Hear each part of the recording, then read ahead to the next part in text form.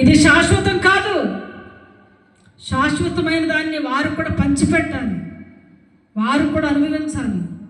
ఎంత భారం అండి, ఎంత బాధ్యత అండి. నిజంగా అలాంటి భక్తులు, అలాంటి భక్తి కలిగిన జీవితాలు జీవించినట్లయితే వారిని బట్టి చూడండి, పరిశుద్ధాత్మ అగ్ని అభిషేకంతో నింపబడ్డారంటే మాటల. వారందరూ అన్యులు, సున్నత లేని వారు అయినప్పటికీ, అన్యులైనప్పటికీ వారి పరిశుద్ధాత్మ అంటే భయము, భక్తి ఆ కొన్నేళ్ళు ఎలా అయితే ఉందో వారిలో కూడా అదంతా కూడా ఆవరించింది. ఒక భక్తుడు చాలండి నీ ఇంట్లో, నువ్వు భక్తిగా ఉంటే నీ ఇంటికి ఆశీర్వాదం. ఇక జోరేగలాగా ఒకటే సణుగుడు, ఒకటే కొనుగుడు, ఈ మహాదరిద్రం.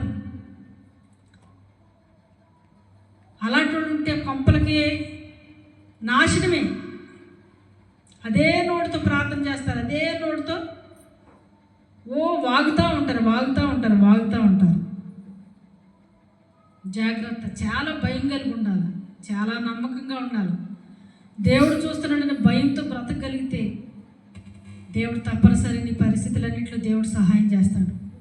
కొన్నేళ్ళు వెళ్ళే నమ్మకంగా భయము, భక్తి కలిగి, బాధ్యత కలిగి, భారం కలిగి జీవించడానికి ఇష్టపడతాయి. ఈ రోజు నుంచైనా, ఈ సంవత్సరంలోనైనా తీర్మానాలు చేసుకోండి. ఒక్కొక్కరి ఇళ్ళకి సంవత్సరాలు అయిపోయింది, మీకు భయం వేయట్లేదా?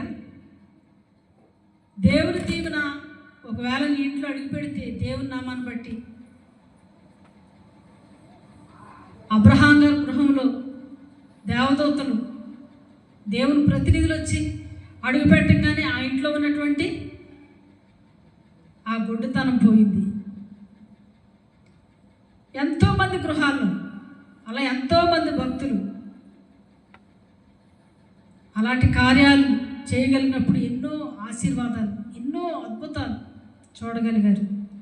మీకు అలాంటి ఆశీర్వాదం కావాలంటే తప్పనిసరిగా దేవుని వాక్యానికి లోపడండి.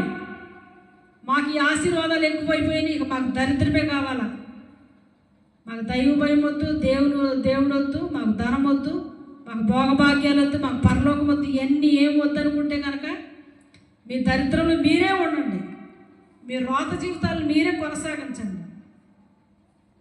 ఈ దరిద్ర బ్రతుకులు మాకు వద్దు. ఆ నిత్యరాజ్యానికి హక్కుదారులు మేము ప్రశస్తమైన వారికి బ్రతకాలని